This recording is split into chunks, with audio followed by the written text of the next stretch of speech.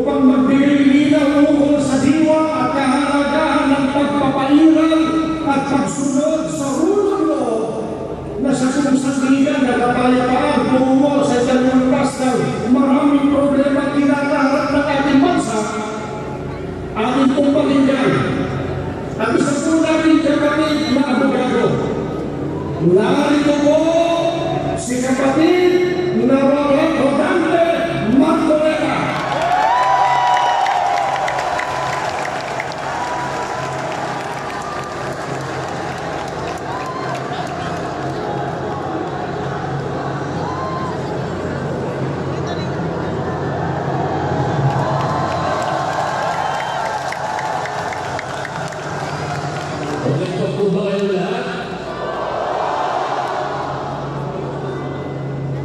Mga kapatid at mga kababayan, malinaw po natin narinig sa pambungad na pananalita ng kapatid Ledwin Sabata ang pinakalayunin ng malakihang pagkilos na ating sama-samang isinasagawa sa araw nito. Nais natin katawanin ang nagkakaisang damdamin ng milyon-milyon Pilipino at isapinig ang kanilang pinag-isang hiling para sa isang mapayapa at nagkakaisang Pilipinas. Kaugnay nito, binibigyan po ang ating kagustuhan na ipaalam sa mga opisyalis ng ating pamahalaan ang ninanais at pinapangarap na maayos at epektibong paglilingkod at paglutas sa lumadalang kahirapan na pinalubhaban ng katiwalian at korupsyon, kalamidad, kriminalidad, bangayan pampolitika at iba. Inikilala po natin lahat na nagkakatipon ngayon na sa pagkakaisa, kapayapaan at pagkakasundo lamang natin mga kamit ang inahangad na pagunlad at pagsulong ng ating bansa. Sa bahagi ko naman ng kapatid na Romel Topacio, tinindigan ang pagtitipong ito ng Iglesia ni Cristo ay konkretong kahayagan ng suporta sa naunang pahayag ng Pangulong Bongbong Marcos na hindi sasang-ayon sa isinusulong na impeachment laban kay Vice President Sara Duterte. Kinatigan din po ng Iglesia ni Cristo ang posisyon ng Pangulo na ang impeachment ay hindi makapagdudulot ng kabutihan sa buhay ng kahit isang Pilipino. Hindi naman ito pag-aksaya sa oras ng pamahalaan kundi makakahadlang din sa pagre-resolve sa marami at pangunahing problema ng bansa. Mataas na presyo ng bilihin, mababang kalidad ng edukasyon, infrastruktura, serbisyong pang-medikal, kriminalidad, seguridad at iba. Higit sa lahat, ang pagsusunod ng impeachment ay mauwi lamang sa pagkatalo-talo at pagkakampi-kampi, hindi lamang ng mga mamamayan, kundi pati na rin ng mga opisyalis ng gobyerno. Ipinaalala rin na kapag nagkatalo-talo ang mga nasa pamahalaan, apektado ang taong bayan, at kapag magulo ang bansa, ang mga tao ang kawawa.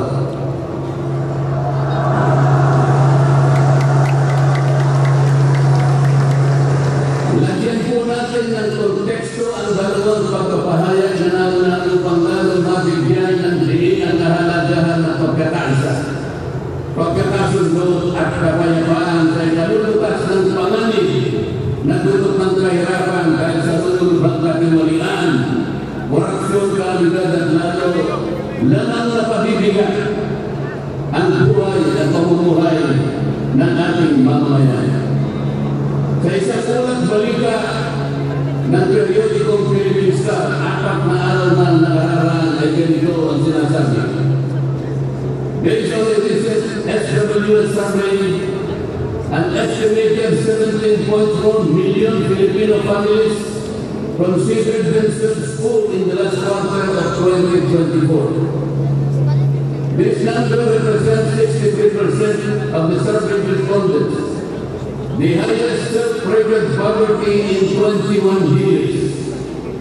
Across the country, Mindanao had the highest self-record poverty at 76%, followed by Visayas at 74% and Luzon at 55%. Mga kababayan, sa tayang 5 ang miyembro ng bawat pamilyang Pilipino nangangahulugan na aabot sa 87 milyong Pilipino sa ngayon ang nagsasabing sila ay mahirap.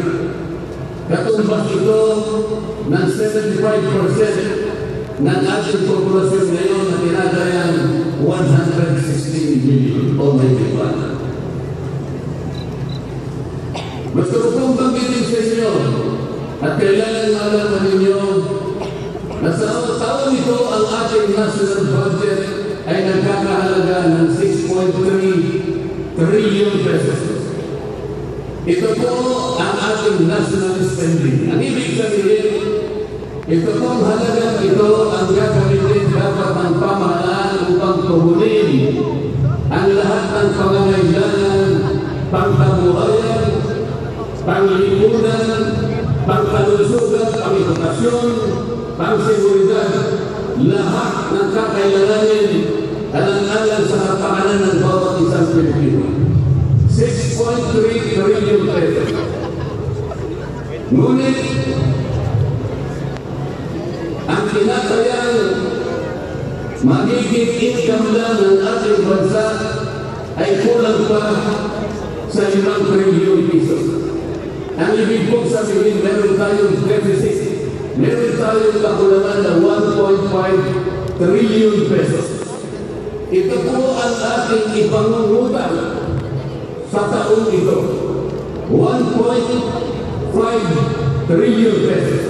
Ibig sabihin po, bawat araw tayo gagasta ng 17.6 billion pesos. Yun yung ating gasta. Araw-araw. Ngunit ang ating kinikita ng bansa ay 13.4 billion pesos naman. Sa mga tuwing, ang uutangin natin araw-araw ay 4.2 billion pesos. Katumbas ng 175 million pesos bawat oras.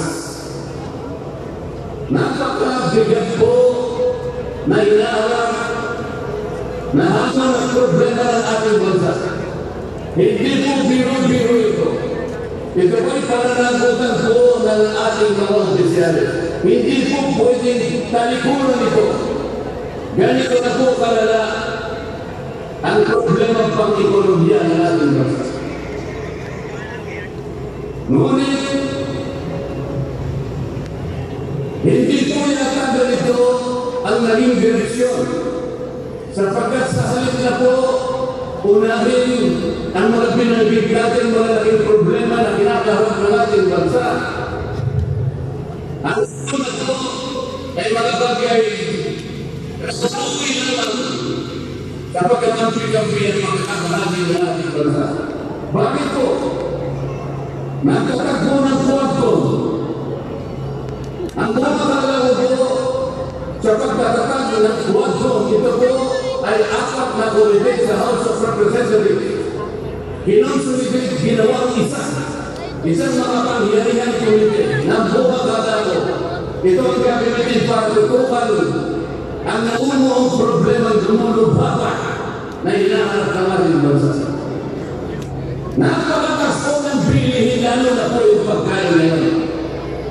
Nagtanong-tanong po ako. Ang isang pirasong kamatis last week is 20 pesos. Tama po ba yun? Na ngayon po,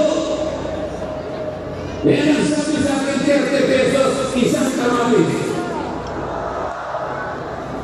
Ang isang kilong kamatis, 400 pesos. Tama po ba yun? Ang isang piraso ng siling pansigan ay 10 piso. Yun po yung sinabi sa akin. Tama po yun? 600 pesos per kilo. Yun po yung bell pepper. kulay ko yata yung pero isang verde, isang pula.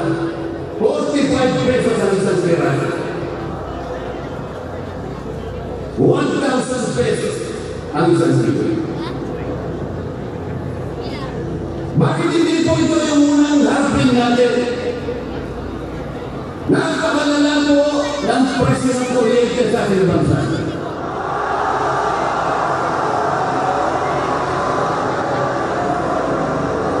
Meron po isinulong na 10 panukalang batas na ang tanging layunin ay ibaba ang kuryente sa bansang ito. Ikinalulungkot ko pong ibahagi sa inyo na kahit isa'y wala man lamang pong narinig.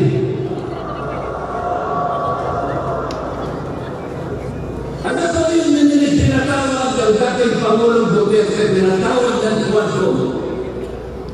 At ang sinabi niya pamamaraan ay sinasabi sa liging batas. In any of legislation. Nakatagpuan yung inquiry in the legislation. Paano mo in the legislation kung ang tatawagan nila resource person para humarap sa paglilitis na yun ay puro kalaban ng dating Pangulo? Alam po ninyo lahat yun. Pinagtatanong nila yung Pangulo base doon sa mga sinumpahan sa website at affidavit nung kanyang mga inusik nung kanyang panahon sa mga kontrata. Hindi naman itinatawag ang mga taong maaaring makapagbigay sa kanya ng tulong upang ipaliwanag ang kontrata. Hindi tinatawag ang mga solicitor general sa kanyang panahon. Hindi tinatawag ang mga CPNP upang magpaliwanag kung ano ang kontrata. Puro kalaban ng dating Pangulo. Yung mga abogado kasama niya para magtanggol sa kanya, hindi pwede magsalita. Sapagkat ang tungtunin sa mga komite, ikaw ay papayagan lamang para payuhan mo ang kliyente mo sa kanyang karapatan. Ngunit pa paano mangyayari na ang kliyente nila ay papayuhan sa kanyang karapatan kung bubulungan lang siya ay makikitas ka ng isang firman doon? Attorney, huwag mong bubulungan yan. Iko-content kita.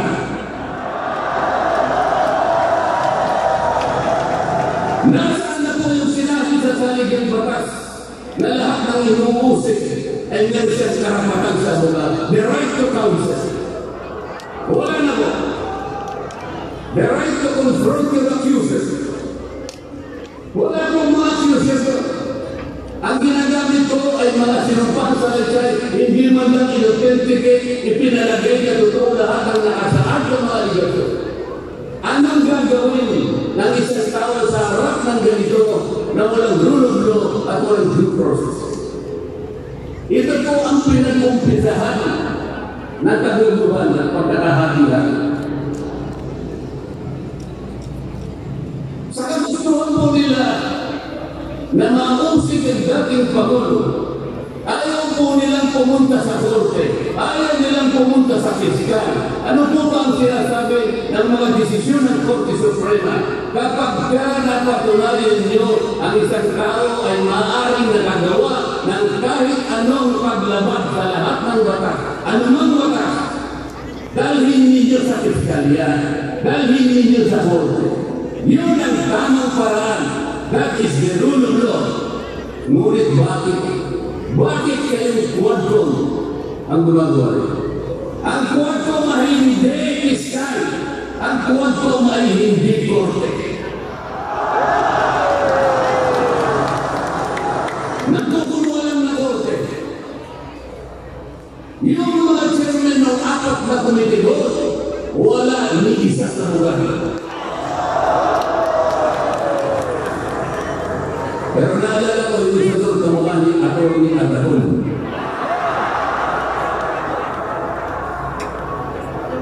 So sa halin na, ang unahin ay magpapakanan ng mamamayan pagliwanag ng napakaraming nakabagtang panganin sa atin, sa ekonomiya, panglipunan, pangsimuridad, korupsyon, katiwalian. Bakit ang inuuna ay usigin ng isang tao na hindi naman ipadadaan sa tamang proseso ng batas? Pangalawa, tinanong po nila ang pangalawang Pangulo sa dalawang pagkakataon. Una po, nang mag-present siya ng budget. Ang pinipresent po niyang budget ay budget for 2025. Akalain po ninyo ang gusto nilang tanongin ay yung pagkakagasta ng kanyang budget noong 2022 and 2023. Sa naman nakakita ng ganong klase direksyon. 2025 ang dapat pag-usapan, ang kanilang pilit ay tinatanong ay paggamit o paggasta niya noong 2022 at 2023. Ang sabi po ng Vice President, siguro na-inis na rin, I forgo my opportunity to defend this 2025 budget and I leave it to the discretion of the House of Representatives as presented. Ano po nilang tanggapin? Nagiging sabihin, bayan ko nang itipensa sa inyo, bahala na kayo.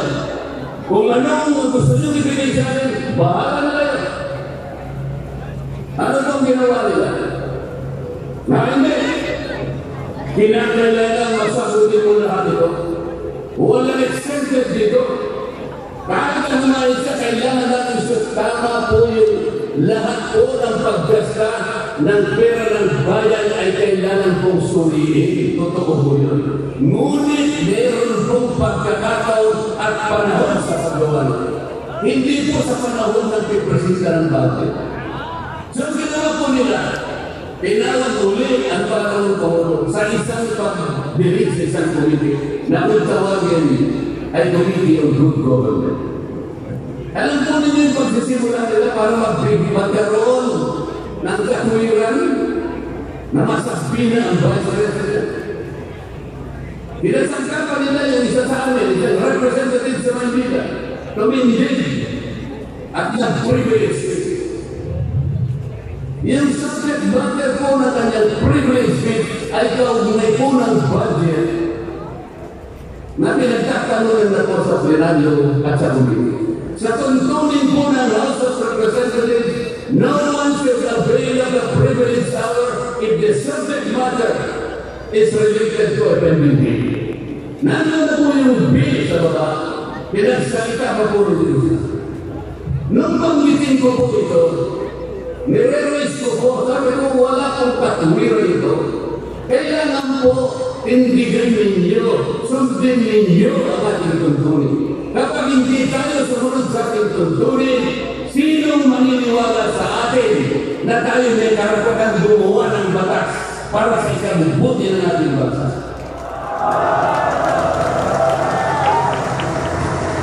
Ang sabi po ng chairman, noted. Sa ganun na nakita na gano'n ito. Ang House of Representatives ay lugar ng pagdidiban. Doon masusuri kung sino ang may katwiran. Kung hindi magsasalita ang chairman, at pagkatapos ko, sinabi mo ba? Ito na po, dahil lang sa isang manifestation ng isa sa amin, ginawa na naman ninyo isang motu proprio action. Yung motu proprio po ay ibig sabihin, ang komite sa kanyang sarili ay pwedeng maging bisita sa sarili niya. Pero ginamit nila yung manifestation ng isa sa amin. Mali na naman po yun. Hindi po dapat gano'n. Nung i-raise ko po yun, ayaw na naman po nila po. Samantala na po, ako, I delivered a full privilege speech. Din ang pinag-uusapan mo. At ang i-raise ko po, ay yung katiwalian involving more than 3 billion pesos covering 3 annual audits of the Commission on Audit. ni-repair sa punta. Samantalang yung illegal po na privileges, dali-dali ibinigay agad sa Committee of Good Government. Kahit na illegal, kahit alam nilang mali. Ito po yung problema. So sabi ko, Mr. Chair, bakit tayo po ang sumusuri? Bakit tayo po nag-audit ng confidential funds ng Vice President? Bakit tayo po? Hindi po ba ang ginagawa ng ating saligang batas na tanging otoridad at kapangyarihan ng audit at mag-examine ng lahat ng report at papeles ng pagkakagasta ng ating bansa ay ang Commission of Audit? Nirais ko na naman po yan. Ayaw ko sa magpuntan siya. At pinagkasas po sa akin ay hindi ang iba. Sabi ko, Mr. Chair, nilakita po, Mr. Chair, huwag naman po ganito. Nilagay naman po natin sa konteksto at sa regulasyon ng ating ginagawa. Tinatanong ko po ay isang constitutional issue. Bakit ang pasasagutin mo sa akin ay hindi man lang abogado? Huwag mo naman akong insultuhin.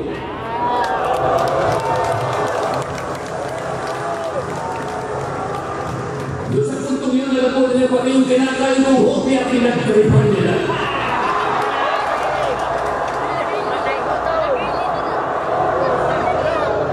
Ang Iglesia ni Cristo ay hindi po laban sa impeachment, sapagkat ang impeachment ay itinatadhana sa saligang batas. Ngunit, kung ang paraan ng pagsasagawa nito'y wala sa batas at wala sa tuntunin, ito na naman ay pagmumulan ng kahuluhan, pagmumulan naman ng pagkakabahagi ng ating bansa. Ito po ang gusto natin iwasan. Ito po ang gusto natin iwasan. Iniimbestiga nila po yung confidential funds. Ang tanong ko po, Mr. Chairman, mahigit pong 400 opisina at ahensya ng ating pamahalaan ang tumatanggap ng confidential funds. At sila din ay nakatawagan ng pansin ng Commission of Audit. Bakit naman isang opisina lang ang pinipilit niyong posisanin? Hindi ba masyadong halata naman pamumuliti na yan? Ito po yung gusto natin liwanagan. Hindi mo tayo laban sa pag-iimbestiga ng katulian. Ilagay po natin sa atin. Sana man lang, kumuha sila ng ilang pang mga bahagi ng opisina na kagaya din ng paggagamit ng confidential fund sapagkat ang lalim ni Puraw ay makagawa ng batas. Kung talagang gusto ninyong gumawa ng batas, kasi po in aid of legislation, palagi po ito ang nagagamit, inquiry in aid of legislation. Nasa sa ating batas po naman talaga ito. Kaya lang, meron pong limitasyon ang inquiry in aid of legislation. Ano po yung unang limitasyon? Kailangan po meron ka na nakabalanggas na batas, panukala. Hindi mo lang makumpleto sapagkat nag-aakubili ka baka mayroong impact ito sa ibang sektor. Kaya tatawag ka ng mga tao na makatutulong sa iyo para sa ganun makumpleto mo ang iniisip mong panukala. Pagka ganun, alam niya kung sino tatawagin niya. At alam niya rin kung ano itatanong niya. Hindi po ganun ang nangyayari ngayon. Dahil nga wala na po rule of law. Basta na lang sila tatawag ng kahit sino sapagkat hindi naman po talaga ang layunin ay gumawa ng batas kung hindi usipin ang tao gusto nila usipin. Ito po ang nangyayari. Kaya nga po, dahil sa kagustuhan nila na talagang usipin ng ICC ang Pangulong Duterte, alam po niyo, yun lang ang tanging layunin. Sa 13 pagdinig ng Quadcom, 13 nakapaggawa lang sila ng isang batas na kahit siguro po high school graduate, pagkatawanan niya yung kanilang parumahan bakas. Bakit po? Yung definition lamang po ng extrajudicial killing. Talaga po makakawa. Kaya ko na po babaan yun. Ibig sabihin, ang layunin talaga ay hindi in aid of legislation, kung hindi in aid of prosecution, in aid of persecution.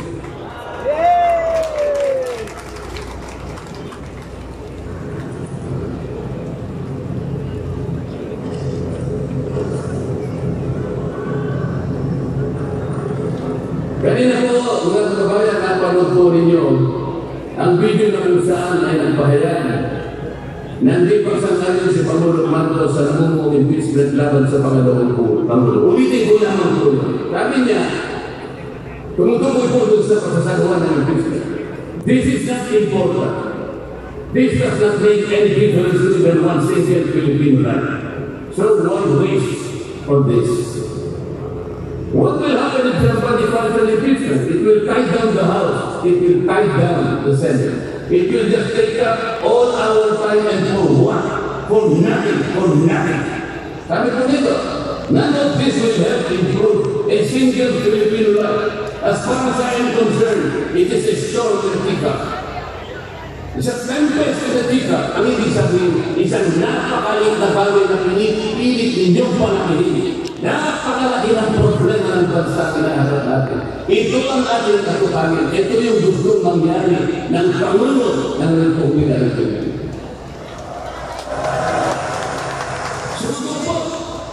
Sumunod po ang liderato ng House of Representatives.